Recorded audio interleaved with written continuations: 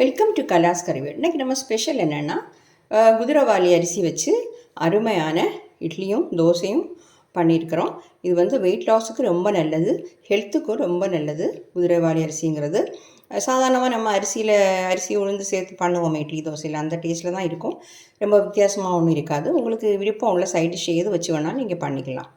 Okay, நீங்கள் ஃப்ரிட்ஜில் வச்சு இந்த மாவு யூஸ் பண்ணுறதா இருந்தால் ஒரு 3 நாள் வரைக்கும் வச்சுக்கோங்க. எங்கள் மில்லட் ஆனதுனால ஒரு 3 நாள் வச்சுருந்தா போதும், நிறைய நாள்லாம் வச்சுருக்க வேண்டாம். ஓகே, நல்ல சாஃப்டாக இருக்கும் இந்த இட்லி. வந்து பாருங்கள், எடுத்து காட்டுறேன்.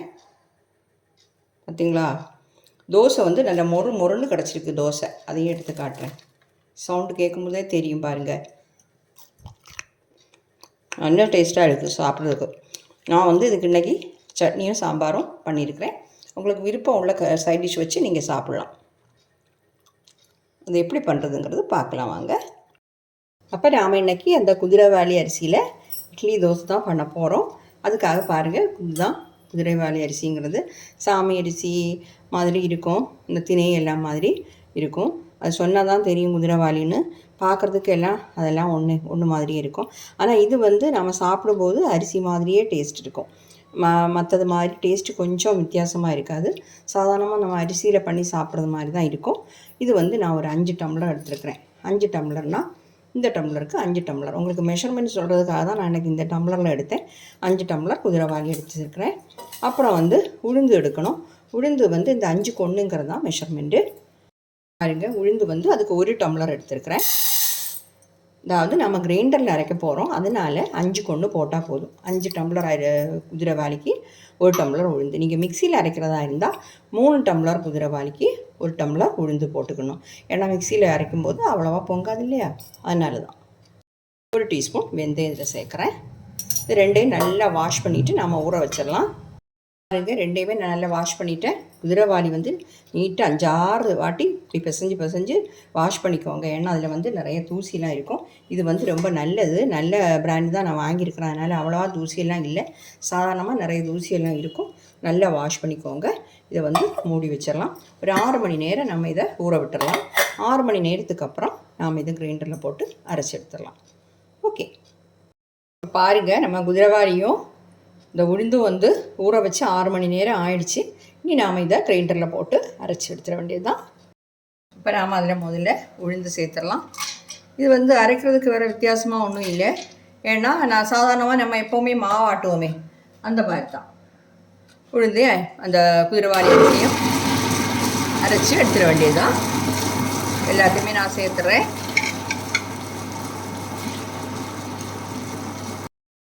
அரையட்டும், நான் மூடி வச்சிடுறேன்.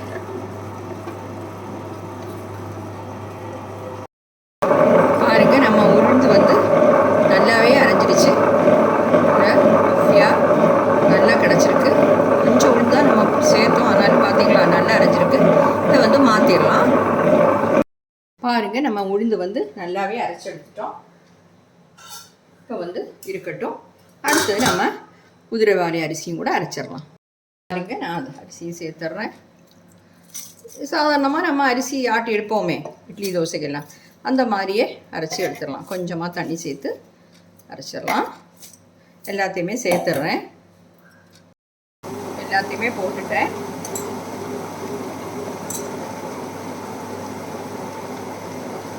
பாருங்க, கொஞ்சமாக இருந்தது, அதையும் சேர்த்துட்டேன். அரையட்டும், நல்லா அரையணும். தண்ணி தேவைப்பட்டால் கொஞ்சமாக சேர்த்துக்கலாம். மூடி வச்சிடலாம். பாருங்கள், அரிசி அரைஞ்சாச்சா பார்க்கலாம். நல்ல பாலிஷாக அரைஞ்சிடுச்சு. சீக்கிரமாக அரைஞ்சி கிடச்சிட்டு ஒரு 10 நிமிஷத்துக்கு மேலே தான் ஆச்சு. அவ்வளோ சீக்கிரமாக அரைஞ்சிடுச்சு. இதையும் மாற்றிடலாம். உளுந்து மாவு கூட இதையும் சேர்த்துடலாம்.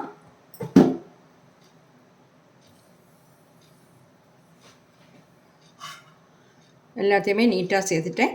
ஆனால் இதில் வந்து நிறைய தண்ணியெல்லாம் சேர்க்காதீங்க. கொஞ்சமாக ஒரு சொட்டு தண்ணி தான் சேர்த்தேன். நீட்டாக அரைஞ்சி கிடச்சிட்டு. இப்போ நாம் வந்து ரெண்டையும் சேர்த்துட்டோம். நல்லா கை வச்சே கிளறிடுவோம். நல்லா மிக்ஸ் பண்ணிடலாம்.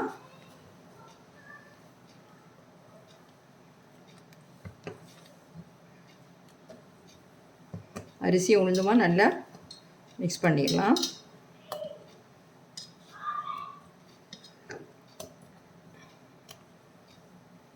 இந்த மாவு இந்த மாதிரி கன்சிஸ்டன்சியில் இருந்தால் உங்களுக்கு வந்து இட்லி ஊற்றுறதுக்கு ரொம்ப அருமையாக இருக்கும்.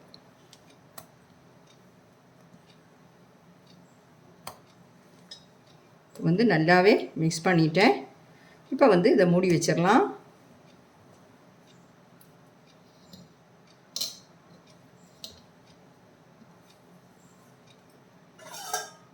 இதை மூடி வச்சுட்டு நாம் ஒரு 8 மணி நேரம் புளிக்க வைக்கணும். அதுக்கப்புறம் தான் அந்த மாவு பொங்கி வரும். இந்த மாவு பொங்கி வந்ததுக்கப்புறம் தான் நம்ம இட்லியோ தோசையோ ஊற்றணும். ஓகே, நீங்கள் வந்து ராத்திரி அரைச்சி வைக்கிறதா இருந்தால் காலையில் எடுத்து இட்லி தோசை பண்ணிக்கலாம். இல்லை நீங்கள் மத்தியானம் அதுக்கு முன்னாடி நீங்கள் அரைச்சி வைக்கிறா இருந்தால் உங்களுக்கு டின்னருக்கு எடுத்துக்கலாம். ஓகே, இருக்கட்டும். 8 மணி நேரத்துக்கு அப்புறம் நாம் எடுத்து பார்க்கலாம். இப்போ பாருங்கள், நாம் இந்த மாவை அரைச்சி வச்சு 8 மணி நேரம் ஆயிடுச்சு. பார்த்தீங்களா, நல்லா பொங்கி வந்திருக்கு. இது வந்து பெரிய பாத்திரம்னால உங்களுக்கு இப்படி தெரியுது. நல்லா பொங்கி இருக்கு மாவு. எடுத்து பார்க்கும்போதே தெரியும். பார்த்தீங்களா, அருமையாக இருக்குது. இப்போ வந்து நம்ம இதில் இட்லி பண்ணிடலாம். இந்த மாவில் 1 டீஸ்பூன் உப்பு சேர்த்தேன். அதை வீடியோ எடுக்க விட்டுட்டேன். இப்படியே இருக்கட்டும். தண்ணி எதுவும் நீ சேர்க்க வேண்டாம். இட்லிக்கானாலும் தோசைக்கானாலுமே தண்ணி எதுவும் சேர்க்க வேண்டாம்.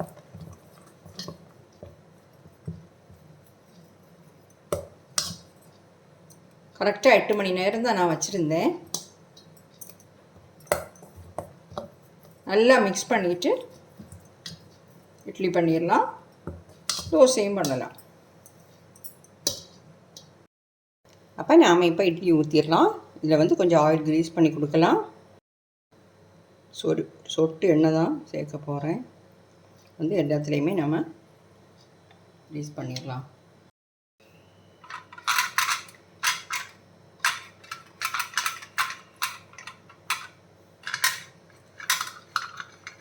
இந்த மாதிரி எல்லாத்துலேயுமே நான் க்ரீஸ் பண்ணிடுறேன். மாவு சேர்த்துடலாம். ஒரு 3/4 சேர்த்துப்போம். இதில் ஒரு குழியிலேயே 3/4 சேர்த்துக்கலாம்.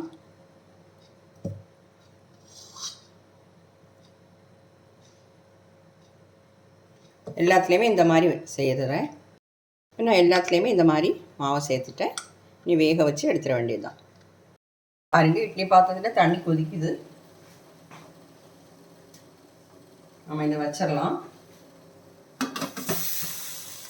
இப்போ நீங்கள் வந்து இது அரைச்ச உடனே நீங்கள் இது புளிச்ச உடனே நீங்கள் வேக வைக்கிறதா இருந்தால் 6 நிமிஷம் வேக வச்சா போதும். இல்லை ஃப்ரிட்ஜில் வச்சுட்டு நீங்கள் வேக வைக்கிறதா இருந்தால் ஒரு 8லேருந்து ஒரு 10 நிமிஷம் வரைக்கும் வேக வச்சுக்கோங்க. ஓகே, நம்ம இது வேக வச்சு 10 நிமிஷம் ஆயிடுச்சு. இன்னும் நம்ம எடுத்துட வேண்டியது தான். பாருங்கள், இது ஆறுனதுக்கப்புறம் நாம் எடுத்துடலாம். பாருங்கள், நல்லா ஆறடிச்சு நம்ம இட்லி எடுத்துடலாம்.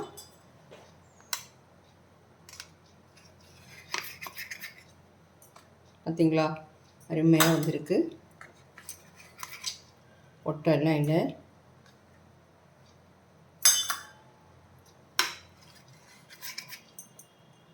நான் எல்லாத்தையுமே இந்த மாதிரி எடுத்துடுறேன். இப்போ அதே மாவில் நாம் வந்து தோசையும் ஊற்றிடலாம்.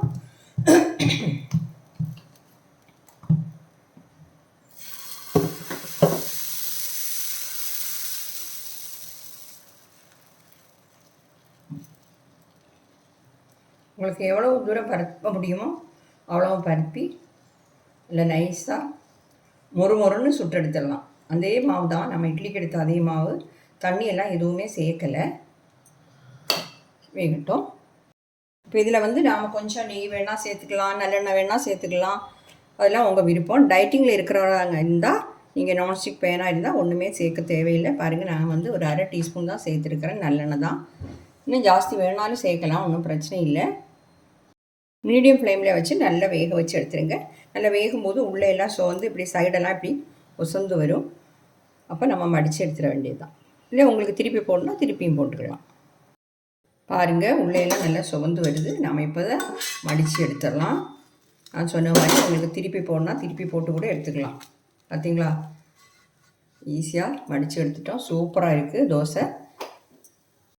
நம்ம குதிரைவாலி அரிசியில் பண்ண இட்லியும் தோசையும் சூப்பராக ரெடி ஆகிடுச்சு. கட்டாயம் இந்த வீடியோ ஃபுல்லாக பார்த்துட்டு நீங்கள் ட்ரை பண்ணி பார்க்கணும். ஓகே, அப்போ என்னுடைய இந்த வீடியோ எல்லாருக்கும் பிடிச்சிருக்கும்னு நினைக்கிறேன். பிடிச்சிருந்தா என்னுடைய சேனல் இது வரைக்கும் நீங்கள் சப்ஸ்கிரைப் பண்ணலைன்னா தயவு பண்ணி சப்ஸ்கிரைப் பண்ணுங்கள். லைக் பண்ணவும் ஷேர் பண்ணவும். கமெண்ட் பண்ணவும் மறந்துடாதீங்க. அடுத்த நல்ல ரெசிபியுமா மீண்டும் சந்திக்கலாம். Okay, thank you.